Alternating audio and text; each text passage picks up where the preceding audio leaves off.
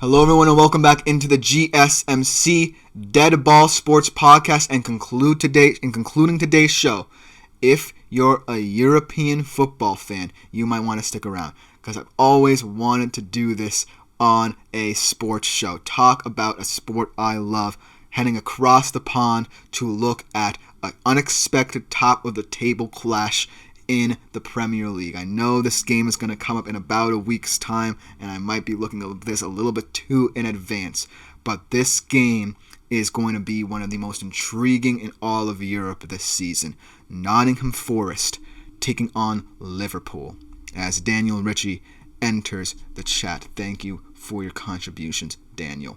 But this game is a very unusual game because it pits one of the European powerhouses over the past couple of years in Liverpool against an unexpected underdog in the Premier League title race, Nottingham Forest.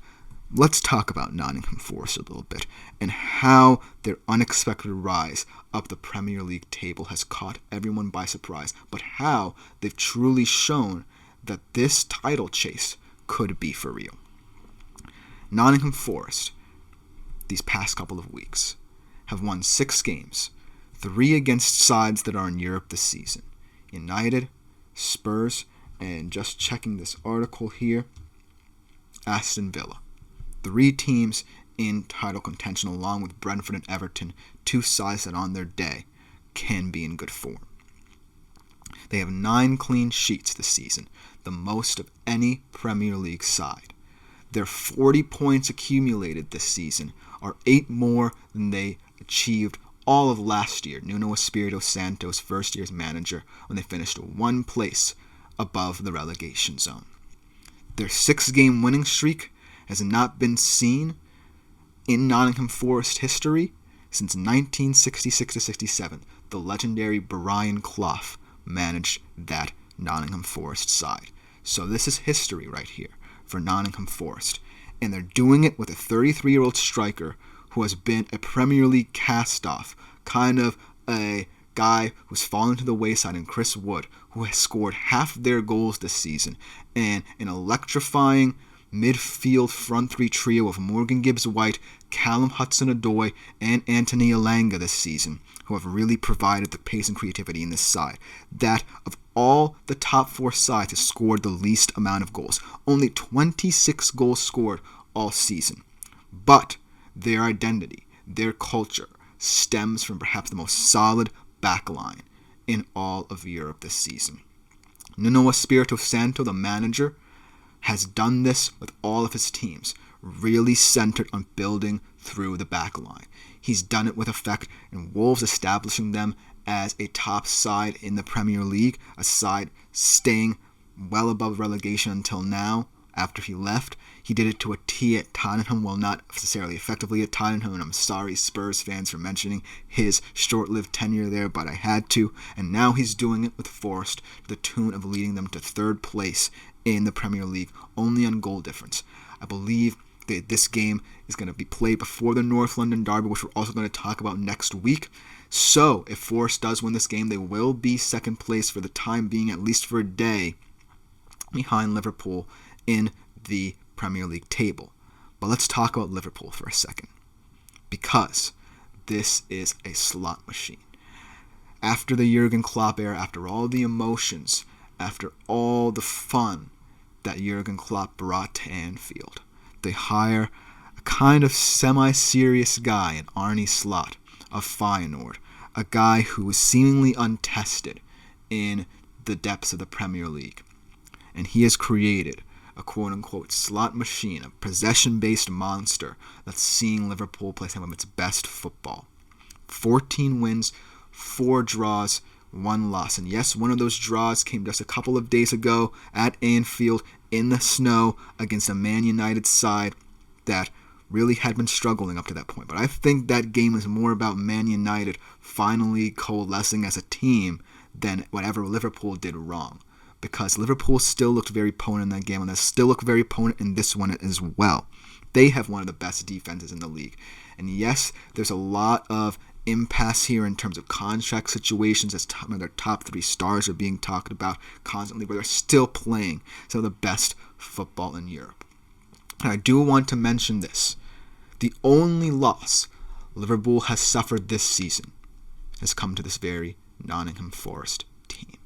1-0 all the way back in matchday 4. Yes, it might seem irrelevant to talk about this game compared to this game because Liverpool has looked much better and we know more about them now than we did at the start of the season. But it's still sitting in the back of my mind as to how Nottingham Forest can do it again. The 1-0 result came on a lone Callum Hudson-Odoi goal all those weeks ago, and it really has offered a pathway in for Nottingham Forest to really challenge the title race, because had they not won that game, we could be talking about Liverpool opening up a 9-point gap at the top, an even bigger gap at that. But the gap is only 6 for both Arsenal, who can be more proven as a title contender, but still haven't necessarily proved that they can take a team all the way these past couple of years, and Forest, who are going to definitely struggle to score goals all season, but still are in the thick of it. And so this offers a mouth-watering clash of absolute cinema at the top of the table. And I feel like the best way to examine this game is how Nottingham Forest can take the air out of it and how Liverpool can inject their pace and creativity. And I feel like battles are going to be won defensively for Nottingham Forest and through the midfield for Liverpool. So let's talk about Forest strengths first and their keys to victory here. And I feel like it's not going to be as simple as it was those many weeks ago, where they were able to employ their solid back line to a T and really hit Liverpool on the counter-attack for that one goal. It's going to have to be more of a team effort. And I don't really trust this Nottingham Forest midfield. In fact, I can name a lot of players in their front 3. I can name a lot of players in their defense, but I don't necessarily know how this midfield, who I can't really name or pinpoint one focal point, if you do not include those players who I mentioned, Gibbs White, Hudson-Odoi, or Elanga amongst the midfield depth as a midfielders, I can't really name someone who can be a game changer for them in that area of the pitch. And Liverpool have a lot of game changers in that area of the pitch on the other hand. So that's going to be where Nottingham Forest will struggle to get a hold of this game. Now Liverpool, let's talk about the midfield. Ryan Gravenberch has really looked rejuvenated under Arne Slot. Really one of the best ball carriers in the entire Premier League and potentially all of Europe, at least this season.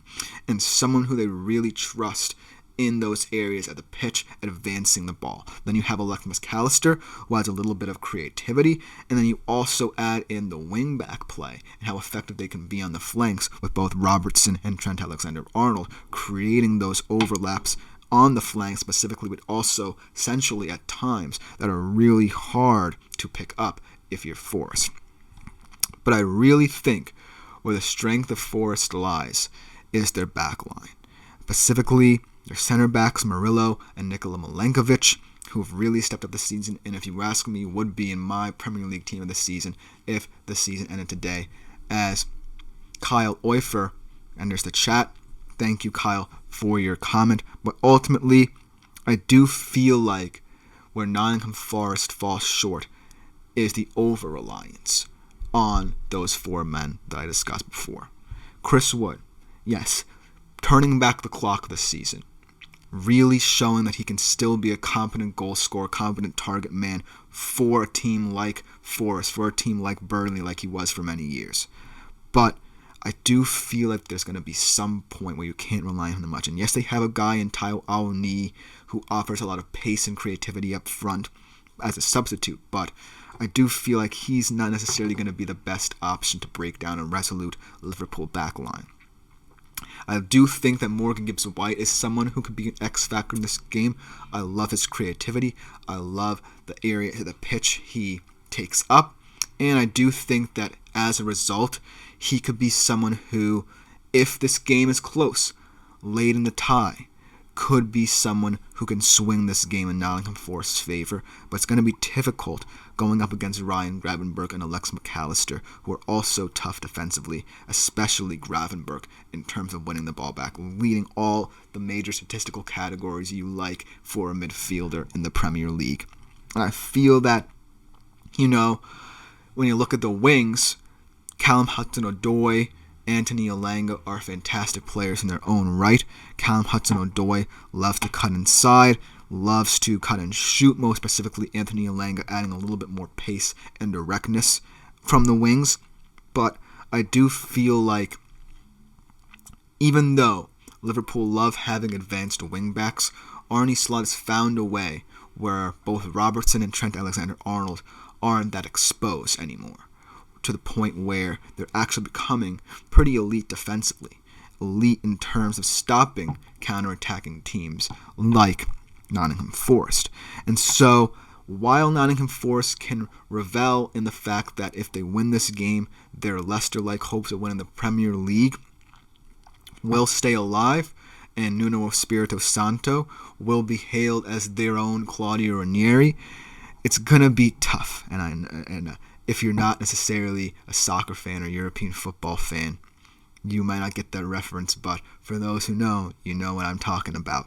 But ultimately, I feel that this game will be one too much for Nottingham Forest. I don't necessarily think a team right now can beat Liverpool twice this season. You can hold them to a draw, much like Manchester United surprisingly did. It's going to have to be on a snowy pitch in those conditions, because this Liverpool team is going to be too potent for this Nottingham Forest attack to really compensate for their lack of goal-scoring threat from a counter-attacking perspective. So that's why I'm going to take Liverpool in this one, 3-1. I think Mo Salah is going to score in this one. I think Luis Diaz, Thiago Jota off the bench. If he comes off the bench, it's going to look lively. And I do think that Ryan Gravenberch will control this game very nicely in the midfield for them. Let me know what you think about this game if you are a footy fan in the comments. I love talking football. Hopefully, we get to talk a little bit more about it throughout this show's tenure. But for the time being, this has been the GSMC Dead Ball Sports Podcast. I've been your host, Christopher Shepard. Thank you all for tuning into the first edition of this new chapter in my career as a GSMC Sports Network podcaster. Like, follow, and subscribe to the show to continue keeping up to date with it. Remember, as always, this is all about your input now. I want to know what sports you want me guys talking about, so do it through the Super Chat, Super Thanks, and Super Stickers features here on YouTube to contribute and interact a little bit more directly. I really want to know what you guys are thinking about this new show and what avenues it can take. But other than that, I'm out until tomorrow, same time as always, 3:30 p.m. Eastern. Thank you for tuning in. We'll enjoy the ride together on the GSMC Dead Ball Sports Podcast.